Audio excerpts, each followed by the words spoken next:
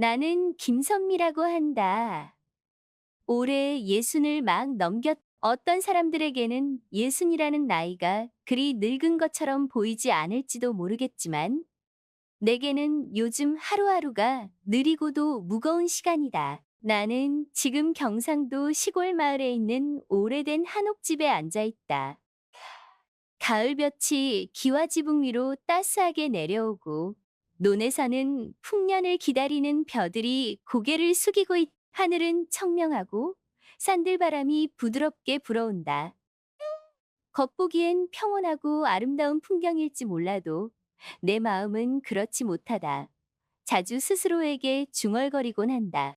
인생이 이렇게 내리막길에 접어들면 세상 모든 것이 다 쓸모없어지는 걸까?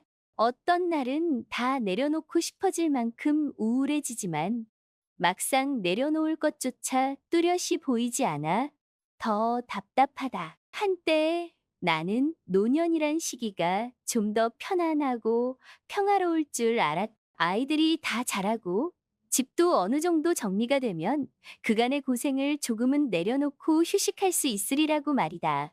하지만 현실은 내 예상과 달랐. 나는 아들과 딸 두 아이 모두 도시에 떠나 각각의 삶을 살게 된 뒤로 혼자 이곳에 남아 지내고 아이들은 서울로 떠나 번듯한 직장에 들어갔고 바쁘다는 이유로 좀처럼 고향에 돌아오지 않는다. 물론 도시 생활이 쉽지 않고 경제적, 사회적 압박이 크다는 걸 알지만 왜 이렇게까지 나를 찾지 않을까 하는 서운함이 쌓인다. 가끔 전화를 걸어보면 바쁘다는 대답이 돌아올 뿐, 정작 내가 느끼는 외로움이나 쓸쓸함을 진심으로 알아주지 않는 것처럼 느껴진다. 아이들과의 문제뿐 아니라 반년쯤 전에는 료시대인 친한 친구와의 관계도 큰 상처가 되었. 그녀와 나는 동갑내기처럼 돈독했고 때로는 자매처럼 서로 의지하며 시골 생활의 사소한 일들을 나누곤 했다. 그런데 어느 날 그녀가 내게 내뱉은 한마디야마도 무심코 했을지 모르지만 그 말이 내게는 너무나 심하게 꽂혀 마치 뺨을 맞는 기분이었다. 그날 이후로 나는 아예 그녀와 인연을 끊어버렸고 돌아보지도 않았다. 친구가 어쩌면 저렇게 가슴 아픈 말을 할 수 있을까 하는 배신감과 분노가 들었. 그렇게 쌓인 서운함이 커지다 보니 이젠 누구와도 마음을 열기 싫어졌다. 결국 누구라도 나를 상처 입힐 수 있다면 굳이 곁에 둘 필요가 라는 삐딱한 생각이 들 정도로 말이. 지금도 이렇게 한옥마루에 앉아 마을 어귀로 이어지는 작은 길을 바라본다. 경상도 시골의 전형적인 모습 논밭, 냇물, 소박한 지붕들 모두 평화로워 보인. 하지만 내 마음은 평온하지 못하다. 아이들로부터 소외되었다는 느낌, 믿던 친구에게 받은 상처 때문에 이젠 스스로 가치 없다고 여기는 마음. 그 두 가지 감정이 나를 짓누른다. 아무도 나를 필요로 하지 않는다면 이 나이에 내가 남아있을 이유가 뭘까?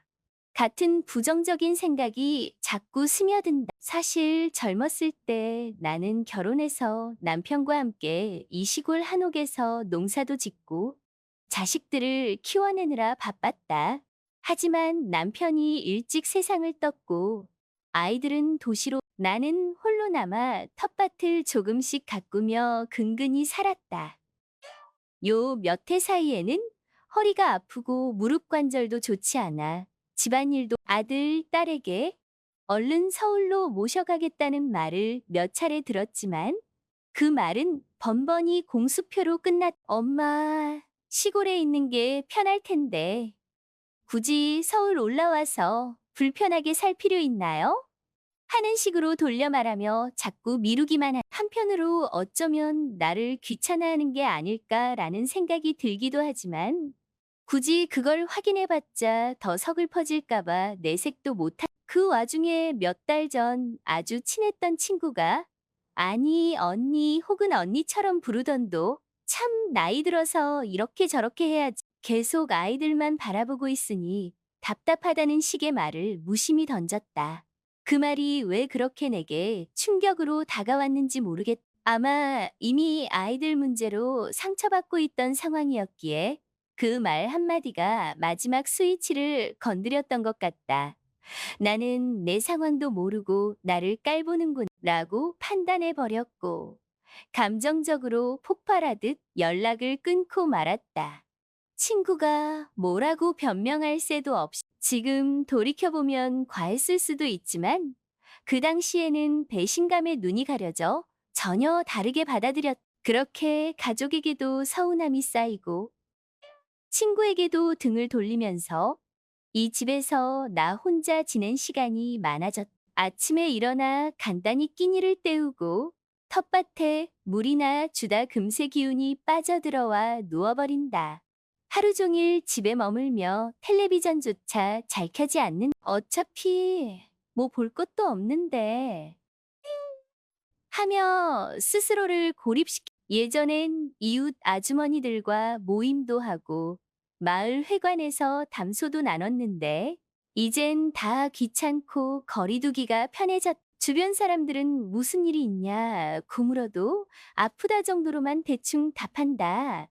누구도 내 속을 모를 것 같고 사실 굳이 말하고 싶지도 않다. 말해봤자 얻는 건 또 다른 상처가 아닐까 하는 두려움이. 그럼에도 불구하고 마음 한구석에는 정말 이렇게 끝나도 되는 걸까 라는 물음이 남아있. 아직 손자, 손녀도 못 본 상황에서 내가 계속 이대로라면 아이들도 날 점점 더 외면하지 않을까 하는 걱정. 뭔가 달라져야 한다는 생각은 있지만 막상 어떻게 달라져야 할지 모르겠다.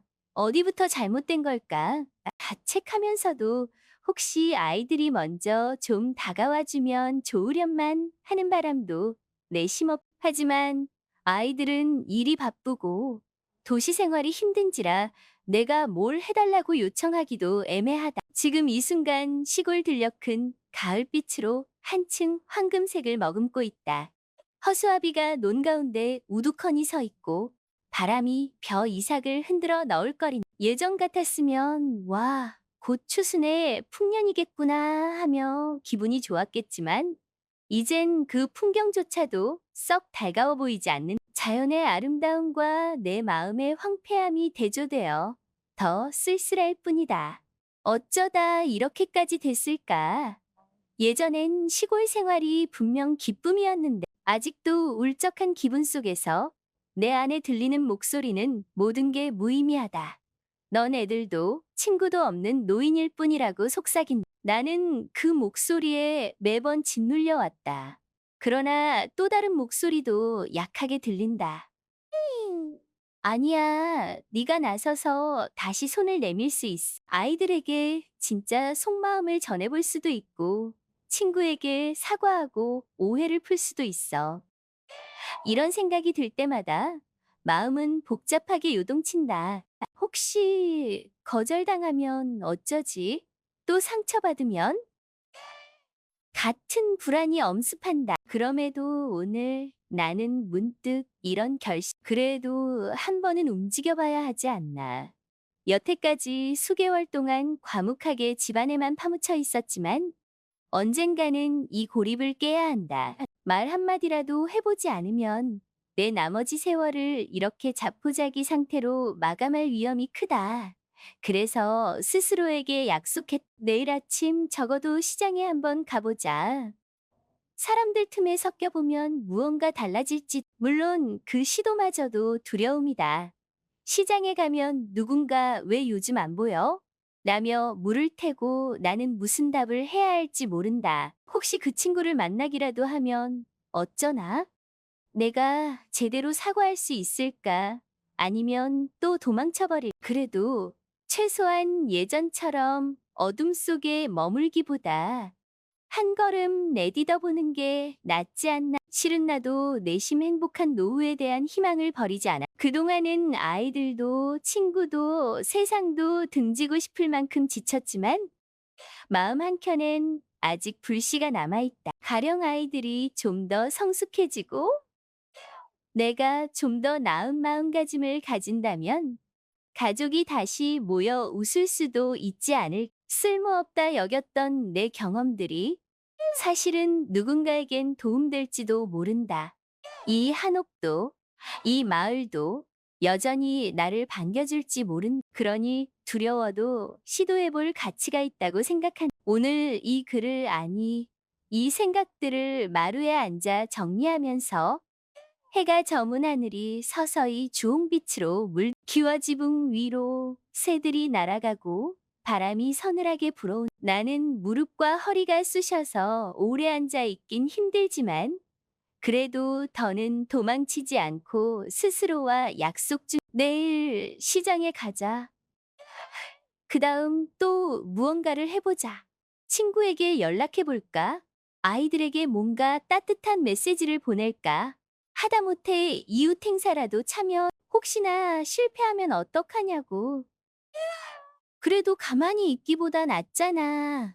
라고 내 안에 또 다른 목소리가 대답해준 친구와의 화해가 어긋날 수도 아이들이 여전히 차갑게 굴 수도 있다. 그래도 적어도 나는 시도해봤다는 점에서 그 자체가 살아있다는 증거일 테니까. 나이 들었다고 세상이 끝나는 건 아니야. 적어도 호흡하는 한 의미를 찾을 수 있어. 누군가 그런 말을 한 적이 있다. 나 역시 그 말이 맞길 바란다. 이제 마루에서 일어나 조심스레 방으로 들어간다. 문득 거울을 보니 얼굴에 주름이 깊다.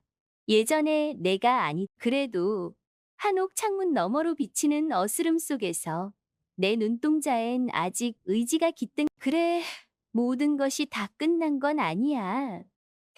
그렇게 스스로 다짐하며 내일을 나는 김선미라고 한다. 새벽녘부터 깨어 있었는데 어젯밤 내내 어떻게든 변해야 하는 거 아닐까 하는 생각에 머리가 사실 몇 달째 계속 벽을 쌓트찐했지만 더 늦기 전에 이 고립에서 빠져나와야 하지 않을까? 그런데도 막상 자리에서 일어나려니 나이가 들어 생긴 온갖 무거움이 어깨를 누르는 것 같다. 그래도 스스로 다짐한다. 그래, 오늘 뭔가 작은 시도라도 해보자. 부엌에 나가 허름한 한옥 부엌에서 간단히 된장찌개를 끓인다. 벽은 연기로 거무스름하게 그을렸고 도구들도 자주 안 써서 먼지가 쌓였다.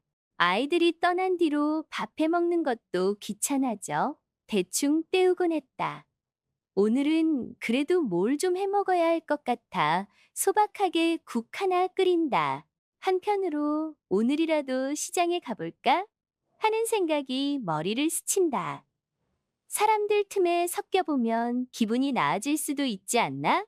하면서도 거기서 누가 무슨 말을 할까?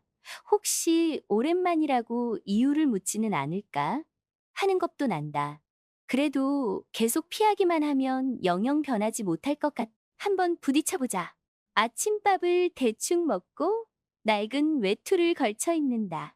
예전엔 동네 행사나 마을 회관 모임에 자주 나갔는데 요즘은 무릎이 아프고 사람 눈치도 보게 되어 집에만 틀어박혔다. 오늘은 밖으로 나가볼 테야. 그렇게 마음 먹고 장판 위에 놓인 지팡이를 짚는다. 별거 아니지만 마음이 왠지 두근거린다. 오래 바깥을 안 나섰기에 대문을 열고 마당에 나가니 한옥 지붕 위로 가을 햇살이 부드럽게 쏟아진다. 선선한 바람이 솔솔 불고 숨을 들이마시니 공기가 맑다. 이래서 사람들이 시골이 좋다 하지. 예전이라면 이런 풍광이 반가웠으련만 몇 년 새 내 마음엔 색이 발해 있었다. 오늘만큼은 조금 다르게 느끼고 싶다. 골목길로 나오자 몇몇 이웃이 지나가며 김선미 씨다. 요즘 통 안 보이더니 하고 반가워한다. 나는 쑥스러우면서도 그래도 다들 날 기억해 주는구나 하고 감사를 느낀다. 그들에게 별다른 설명은 못하지만 머릿속에선 이미 이런 따뜻함을 진작 느꼈으면 더 일찍 나올 걸 하는 후회가 스친다. 얼마 안 가 숨이 차서 잠시 멈춰선다. 허리가 욱신거린다. 예전 같으면 척척 걸었는데 이젠 몸이 예전 같지 않다는 게 또 한 번 실감된다. 이대로라면 아이들이 더 멀어질 수도 하는 불안도 스멀거린다. 그래도 멈추진 않는다. 다시 지팡이에 힘을 주고 발걸음을 뗀다. 우리 마을은 수요일과 토요일에 장이 선다. 오늘이 수요일이라 사람들이 모여 북적일 것이다. 사실 장터에서 사람들 만나는 걸 피했던 이유 중 하나가 왜 요즘 안 보이냐 라며 묻는 게 두려워서였다. 그러나 한없이 숨을 수도 없지 않은가. 어차피 한 번은 나와야 한다 하고 다짐한다. 마을 입구에서 호미를 들고 밭에 가는 안악들을 본다. 예전엔 나도 그 모습이었는데 이제는 체력이 달려 거의 텃밭도 방치 수준이다. 아이들한테 도움받고 싶지만 애들은 바쁘고 하고 생각하다 괜히 속상해진다. 아니지. 오늘은 속상함에 빠지지 말고 적극적으로 나도 뭔가 해보자 하는 마음으로 넘어가야 한다. 장터에 들어서니 이른 시각인데도 시끌벅적하다. 야채, 과일, 반찬, 생선, 심지어 붕어빵까지 파는 노점들이 길게 늘어서 있고 상인들의 사고가 세어 외침이 울려 퍼진다. 나는 경계심 반, 호기심 반으로 살짝 주변을 돌아본다. 여기저기 사람도 많고 낯설면서도 반가운 느낌이 들지만 이내 가슴이 콱 막힌다. 혹여 누군가 그동안 왜 안 보였냐? 고 물으면 무얼 답하나? 그저 몸이 안 좋아서 정도로 말해야 하나? 일단 야채 가게 한 곳에 다가가 조심스레 말을 건넨다. 아주머니, 배추랑 파 좀 주세요. 아, 그리고 고추도 좀 사야겠네요. 가게 주인이 나를 유심히 보고 밝게 말한다. 어머, 선미 씨 아니에요? 요즘 왜 장에 안 나오셨어요? 괜찮으세요? 나는 당황스레 웃으며 대답한다. 아, 그냥 집에 좀 일이 있었어요. 이젠 좀 나와 보려고요. 주인은 그래도 이렇게 다시 뵈니 반가워요. 라며 살가운 미소를 지어준다. 그 말에 괜히 뭉클해져서 고맙습니다. 하고 얼른 돈을 내고 물건을 챙긴다. 수년간 숨어 지냈지만 이웃들은 날 잊지 않은 모양이다. 괜한 두려움이었나 하는 생각이 스친다. 그런데 몇 번 물건을 산 뒤 몸이 슬슬 피곤해진다. 허리와 무릎이 쑤시고 주인은 북적여서 소음도 커서 정신이 없어진다. 그만 돌아갈까 하고 고민하던 차에 낯익은 목소리가 들린다. 선미 언니, 정말 선미 언니 맞아요. 뒤돌아보니 해임이라는 이웃 후배 여성이 서 있다. 원래 마을 부녀회에서 같이 활동하던 사람이다. 내가 한동안 안 보이자 궁금해했었을 텐데. 오랜만이네. 나 그냥 장 보러 나왔어. 내가 쭈뼛거리자 그녀가 반가워하며 손을 잡는다. 잘 지내셨어요? 요즘 부녀회 모임에 안 나오길래 다들 걱정했어요. 몸이 안 좋다던데 괜찮으세요? 나는 어색하게 웃는다. 그냥 좀 여러 일도 있고 나중에 다시 나가볼게. 다들 잘 있어? HAAMI는 눈빛에 안도 섞인 기색으로 우리도 기다리고 있어요. 다음에 같이 행사도 준비해요. 라고 말한다. 그 말이 왜 이렇게 날 따뜻하게 감싸는지 모른다. 아직도 날 반기는 이들이 많구나. 라는 사실이 새삼스레 가슴에 와 닿는다. 장을 어느 정도 돌아본 뒤 물건을 들고 집에 돌아가려 하는데 전화벨이 울린다. 확인하니 아들 영수, 양수다. 가슴이 덜컥 내려앉는다. 받을까 말까? 고민 끝에 통화 버튼을 누른다. 여보세요? 영수야? 무슨 일이니? 아들 목소리는 어딘지 짜증이 서려 있다. 엄마, 또 논에 못 밟게 놔둘 거예요? 아, 그러니까 그딴 말이에요. 도대체 언제까지 놔둘 건지. 나는 순간 당황. 또 딴 얘기구나. 며칠 전에도 엄마 땅 좀 팔아 자금 마련하자고 닥달했었다. 이번에도 그 얘긴가 보다. 아직 잘 모르겠다.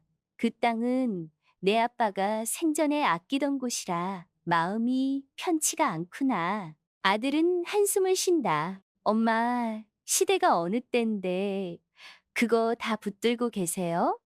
필요한 돈도 있을 텐데. 엄마도 정 안 되면 시골 떠나서 우리랑 살면 되는데 자꾸 고집 부리시니 답답해요. 가슴이 철렁 내려앉는다. 시골 떠나서 우리랑 살면 된다는 말이 달콤하게 들릴 법도 한데 정작 나는 제대로 올라가도 환영받을지 확신이 없다. 그리고 이 마을과 땅에 대한 나만의 애착도 있으니 어정쩡하게 답한다. 조금만 더 생각해 볼게. 땅 문제는 마음대로 결정하기 어려워. 네가 이해 좀 해주렴. 아들은 귀찮다는 듯 에휴, 엄마 또 그러네. 알았어요. 빨리 결정하세요. 하고 전화를 끊는다. 텅 빈 소리만 남는다. 장에서 들었던 따뜻함이 와르르 무너지는 기분이다. 결국 아이는 나를 귀찮아하고 내 감정은 상관 안 하나 봐. 비슷한 패턴은 딸 미정, 미중과도 반복된다. 딸에게 전화를 해봐도 엄마, 저 바빠요? 다음에 얘기해요. 라면서 끊어버린다. 자주 그렇다 보니 나도 이제 뭘 털어놓거나 부탁하기가 겁난다. 이래서 점점 더 고립되는 게 아닌가 싶다. 그래도 장에서 받은 작은 위안 덕분인지 집으로 돌아오는 길은 아침보다 덜 무겁다. 아이들은 내게 냉랭하지만 적어도 이웃들은 아직 날 반긴다. 그런 생각에 조금 힘을 낸다. 하지만 곧바로 땅 문제로 아들의 전화를 받은 탓에 마음 한구석이 또 서늘해진다. 결국 가족 갈등은 해결되지 않고 있다는 현실, 집에 돌아와 부엌에 장봐온 채소들을 두고 잠시 마루에 앉는다. 한옥 기둥에 기댄 채 눈을 감는다. 머릿속에는 아들과 딸에게 난 이제 무슨 존재일까 하는 생각만 맴돈다.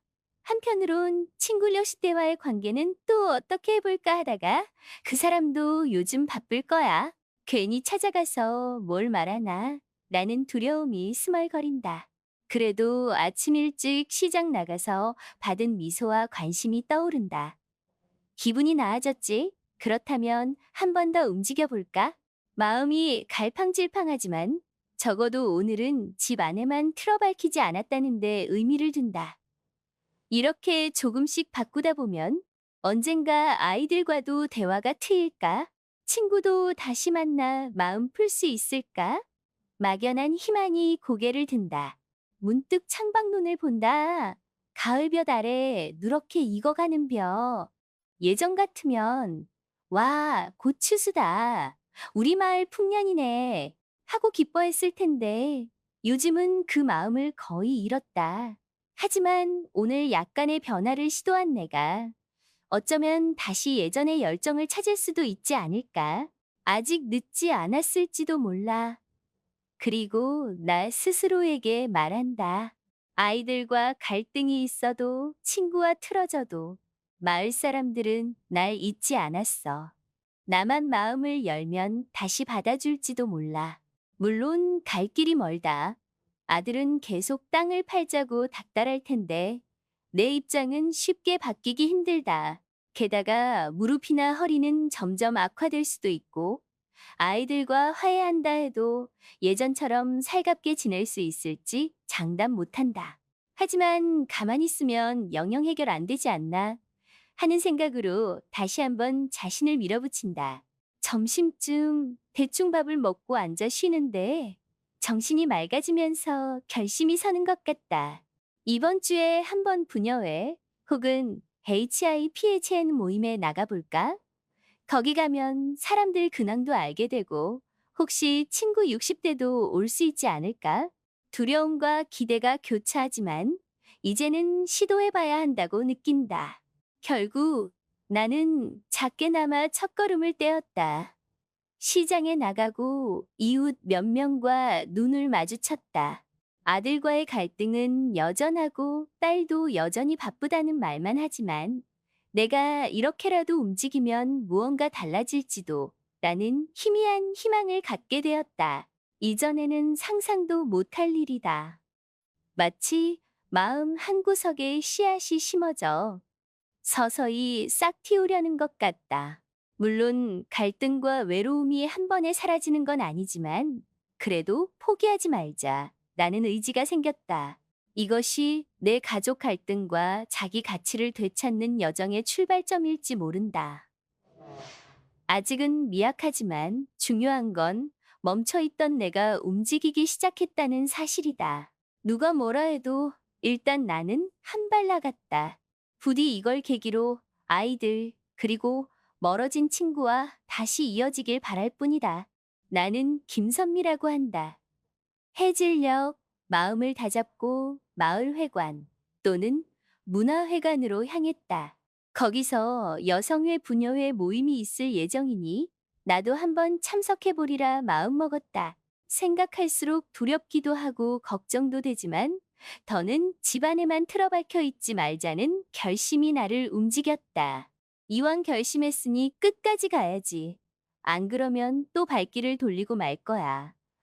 속으로 이렇게 중얼거리며 집문을 나섰 돌로 포장된 길을 따라가면서 어느덧 뉘엿뉘엿해진 햇살을 느낀다. 하늘은 보랏빛과 주황빛이 섞인 노을로 물들어가고 마을 곳곳에서 저녁밥 연기가 피어오른다.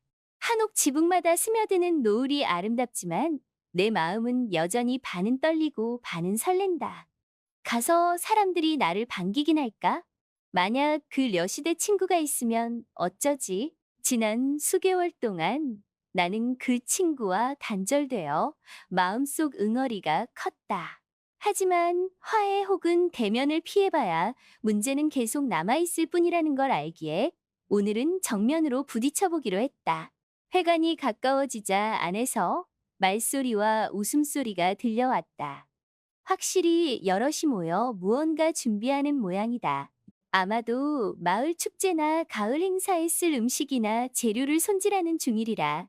그동안 내가 빠져있던 자리를 메우느라 고생했을 텐데 과연 어떤 반응을 보일? 문득 발걸음이 묵직해졌지만 그래도 문 앞까지 와서 주저앉을 수는 없었다. 나는 조심스레 문을 두드렸다. 문이 열리고 안에서 5~6명 정도 되는 이들이 사방에 둘러앉아 음식 재료와 계획서를 놓고 이야기를 나누고 있었다. 나를 보더니 모두 일제히 놀란 듯 바라본 김선미 언니 혹은 선미 씨 오셨어요. 정말 오랜만이네요. 안녕하세요. 다들 오랜만에 와봐요. 요즘 제가 몸이 좀 안 좋아서 못 나왔는데 오늘은 조금 시간도 있고 도와줄 게 있나 궁금해서요. 그들은 반가움을 숨기지 않았다. 어떤 이는 박수를 치며 어떤 이는 의자를 빼주며 잘 돌아오셨어요 라고 말한 나는 쑥스럽고 감사한 마음에 민폐만 안 끼치면 좋겠다는 생각으로 들어가 앉았. 눈을 둘러보니 그 려시대 친구 얼마 전까지 절친했다가 단절된 바로 그 사람 아직 모습을 보이지 않는 다행인지 아니면 아쉬운지 복잡한 심정이 스쳤. 이들은 마을 축제 준비를 한창 논의 중이었다. 음식 메뉴, 재료 목록, 행사 진행 순서, 누군가 내가 음식 솜씨가 좋다며 특히 김치나 전통식 만들기에 익숙하다 말하니 다들 잘 됐다. 언니가 도와주실 수 있겠네요. 하고 반겼다. 나는 오랫동안 느끼지 못했던 필요로 되는 기분이 되살아났다. 나도 쓸모가 있구나. 모두가 열심히 계획을 짜고 있을 무렵 문이 또 열리더니 그 여시대 친구가 들어왔다. 손에는 무슨 서류 같은 걸 들고 순간 나는 가슴이 덜컥 내려앉았다. 우리 둘은 동시에 서로를 보곤 눈이 마주쳤으나 아무 말이 없. 주변 사람들은 대수롭지 않게 아, 언니도 오셨어요? 잘 됐네요 하고 맞이했지만 정작 나는 잔뜩 얼어붙었고 그 친구도 살짝 표정이 굳은 것 같았. 그날 이후 처음 만나는 건가? 생각만으로 숨이 막혔. 그 친구는 인사를 건네지 않고 그냥 여기 재료 리스트 좀 봐주세요. 하며 일에 참여했다. 나도 모임 분위기에 묻혀 있다 보니 차마 먼저 다가가지 못했지. 이대로 끝나면 안 되는데. 마음은 조마조마한데 손발은 굳어버린 느낌. 다행히 회장 또는 총무의 분위기를 주도해 우리 김선미 씨가 음식 쪽 맡아주시기로 했으니 식재료 부분은 두 분이 상의하면 좋겠네요. 라고 말해주었. 그러나 그 친구도 나도 얼굴이 살짝 굳어 아, 네 정도로만 응수했다. 이러다 어색하게 끝나는 거 아닐까 생각이 들었지만 파고들 틈이 회의가 어느 정도 정리된 뒤 나는 자리에서 일어나려는데 허리가 욱신거리고 다리가 저려 잠깐 균형을 잃어 비틀거렸다. 아차! 집에서부터 허리가 쑤셨는데 무리했나? 그 순간 누가 내 팔을 붙잡았다. 고개를 들자 근료시대 친구였. 그녀가 깜짝 놀란 눈빛으로 조심해, 다쳤어? 하고 물어왔다. 나는 그 물음에 당황하고 동시에 따뜻함을 느꼈다. 아직 날 싫어하는 건 아니고 괜찮아. 갑자기 허리 통증이 와서 그래. 고마워. 약간 어색했지만 그 친구가 날 붙잡아주는 손길이 다정했다. 주변 다른 사람들도 어머 괜찮아요? 하며 달려와 돕는 나는 괜히 미안함이 겹쳐. 죄송해요. 괜히 걱정 끼쳤네. 라며 쑥스러. 그 친구는 내 손목을 살짝 놓으면서도 걱정스러운 표정으로 너무 무리하지 마. 집에 갈 때 조심하고라고 말해준 그 순간 마음속에 꽉 막혀 있던 덩어리가 조금 녹아내리는 기분이었. 나머지 사람들은 조심히 들어가라며 하루치 모임을 마쳤고 나는 책상 정리를 조금 도와주다 밖으로 나왔다. 근데 현관 쪽에서 그 친구가 기다리는 듯 서 있었. 우리의 시선이 다시 한번 부딪힌다.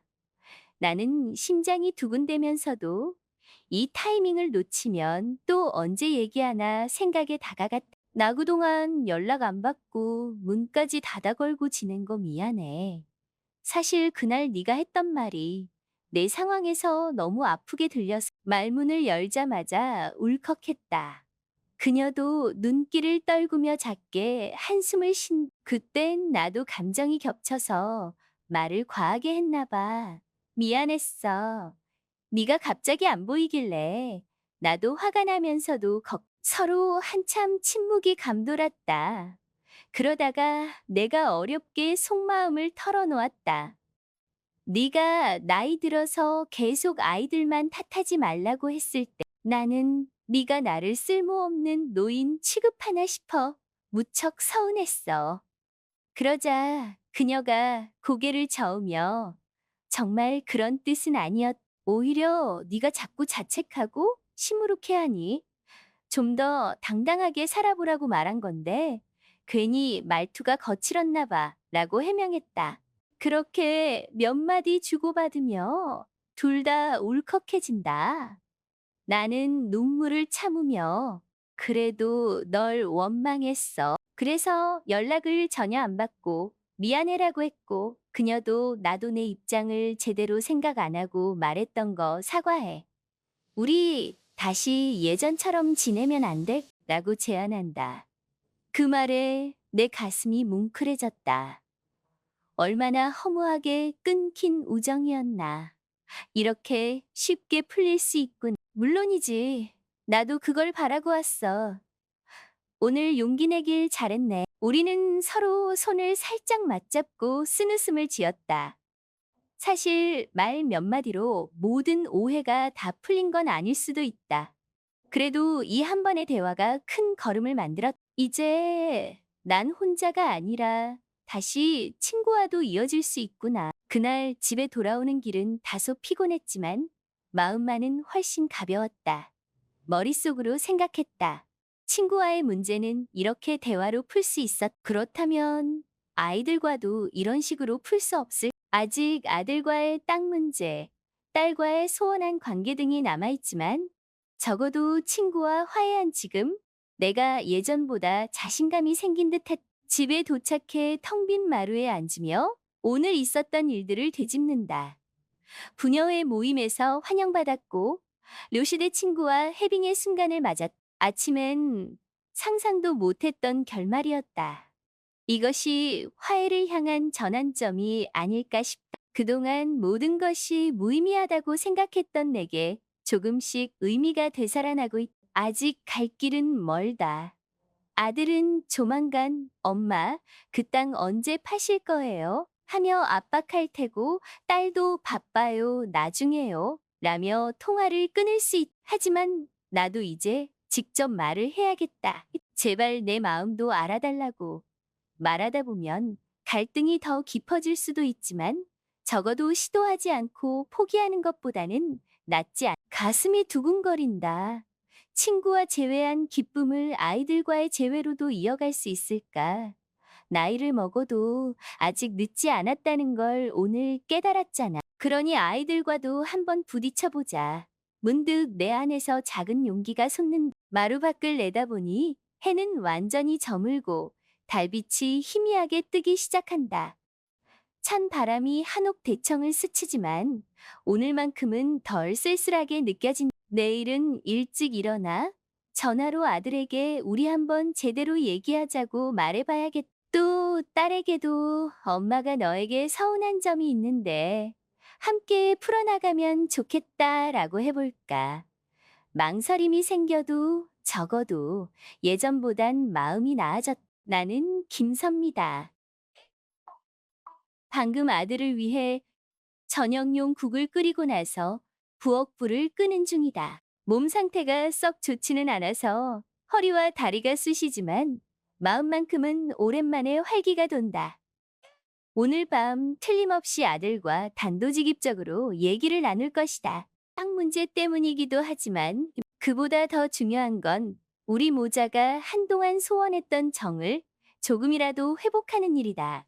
난 단지 돈이나 수리를 위해서만 아이가 필요한 게 아니다. 아이의 진심 어린 관심이 필요해. 나는 그렇게 거실 대청에서 간단히 식탁을 차려두었더니 아들이 휴대폰을 끄고 다가온다. 예전엔 밥 먹을 때조차 폰을 손에서 떼지 않던 애였는데 묘하게도 오늘은 분위기가 사뭇 다르다. 아들이 엄마, 무슨 국이에요? 냄새 괜찮은데. 나는 피식 웃으며 감자 넣은 쇠고기고 젊었을 때 네가 좋아하던 거잖니. 기억 안 나니? 아들은 국 한 숟갈을 떠먹고는 고개를. 예전에 먹은 적 있죠. 맛있네요. 오랜만에 먹으니까 그 한마디에 난 잠시 울컥했다. 무뚝뚝한 아들이지만 어릴 적 추억은 남아있구나. 이 생각에 마음이 한결 부드러워진다. 과거에 화만 냈던 모습과 달리 오늘은 아들이 식사에 집중하고 나도 함께 밥을 먹는. 말수가 많진 않아도 예전보다 훨씬 따뜻한 기운이 흐른다. 식사를 마치고 아들은 젓가락을 내려놓으며 엄마, 땅 얘기부터 할까요? 아니면 나는 잠시 숨을 고르고 그래, 좋다. 땅 얘기도 해야겠지만 우선 내 근황부터 좀 들어볼 수 있을까? 네가 뭐가 그렇게 바빴는지, 요즘은 괜찮은지. 아들은 흠칫 놀라듯 나를 제 근황이요. 뭐 회사 일이 좀 빡세고 돈도 필요하고 사실 스트레스가 많아요. 나는 살짝 고개를. 그렇구나. 네가 힘들어한다는 건 대충 짐작만 했지. 직접 들어보진 못했네. 미안하다. 엄마도 무조건 네가 날 외면한다고만 생각했어. 아들은 답 대신 살짝 입술을 깨문다. 침묵이 잠시 흐르지만 그 또한 불편하지는 않다. 서로 천천히 마음을 열고 있구나. 나는 조심스럽게 자리에 앉아 책상 위에 놓인 서류를 펼쳤다. 이건 한옥과 주변 땅 소유에 관한 문서다. 아들은 자세히 들여다보며 이러저러한 질문을 한다. 엄마, 이 부분은 매각하시면 어떨까요? 이렇게 하면 엄마도 집 수리 비용과 생활 자금이 좀 생길 텐데. 나는 깊이 숨을 들이쉬고 사실 그 땅이 내 아버지가 살아있을 때 애착이 강했던 곳이라서 조금은 마음이 아프기도 하지만 너도 사정이 있을 테니 일부를 떼어파는 건 고민해 보겠다. 대신 논 아래쪽 한 구역은 꼭 남겨두자. 거긴 아버지가 직접 비닐하우스 세웠던 곳이자. 아들은 고개를 알았어요. 전부 파는 건 아니니까 엄마 뜻도 존중해 드릴게요. 그 정도면 서로 윈윈이라고 생각해요. 나는 안도감에 가슴이 뻐근해진다. 한동안 엄마가 완강히 반대만 한다.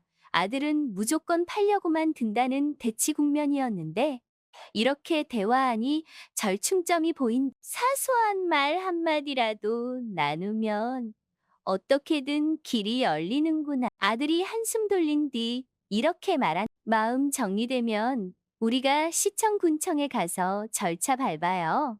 엄마, 그래야 돈도 마련하고.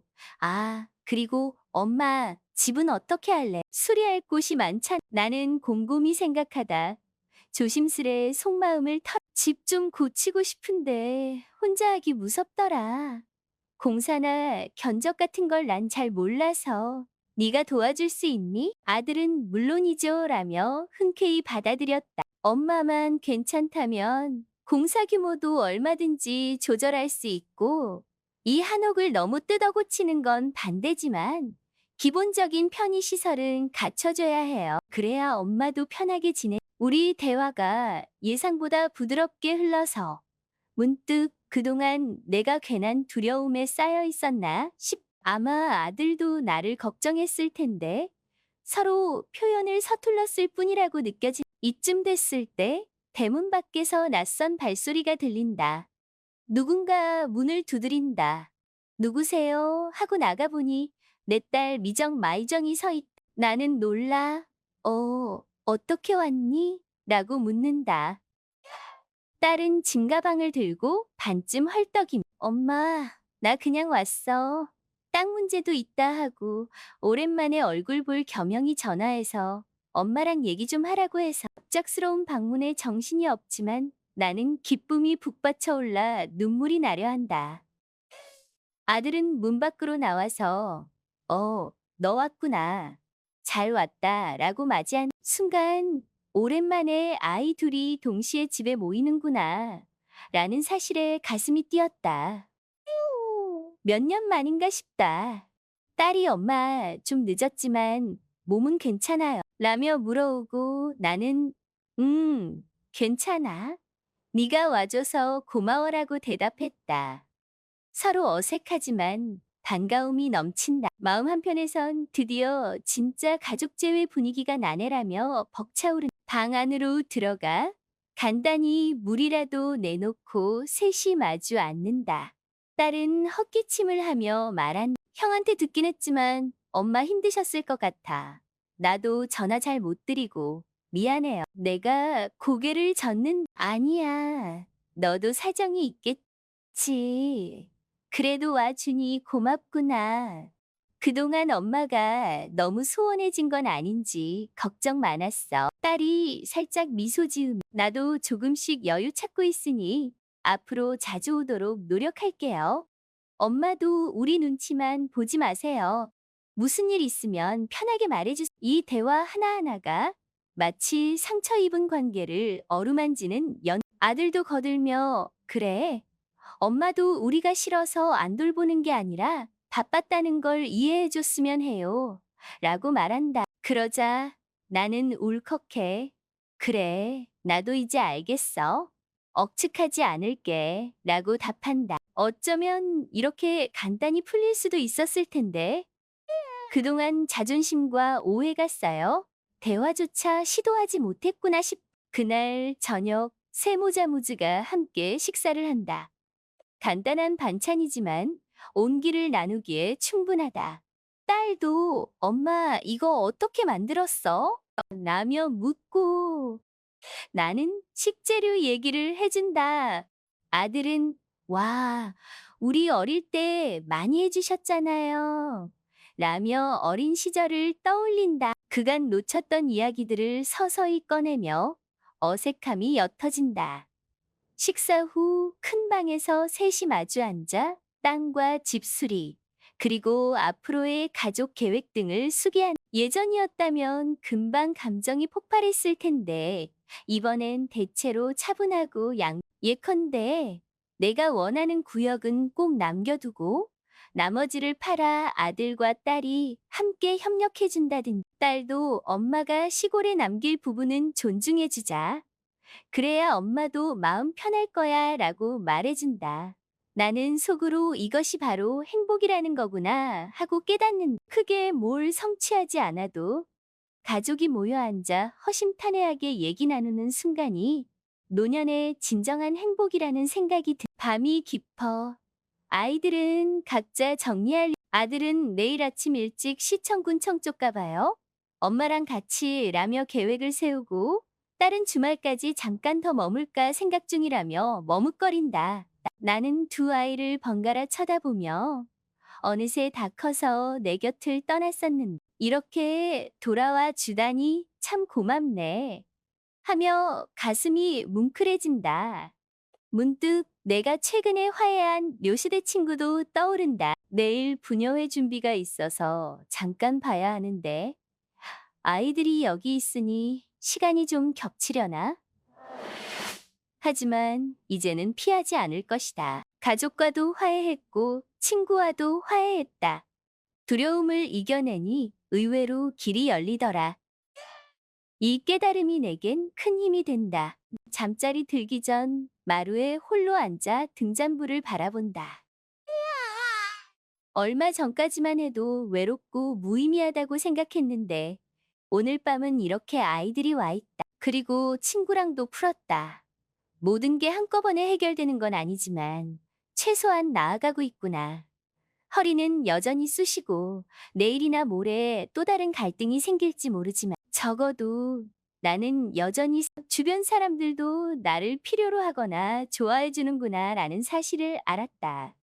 이것이 내가 바라던 노년의 행복이 아니면 뭔가 스스로 되뇌며 아마 부녀회 모임에 잠깐 들러 김치나 음식 준비를 거들고 아이들과 땅 문제를 마무리 짓고 한옥 수리 계획도 짠 언젠가 기회가 된다면 도시로 한번 올라가 아이들 생활도 구경해 볼 수도 있지 않을 무슨 일이든 이젠 닫아 걸기보다 한 번쯤 시도해 보는 거야.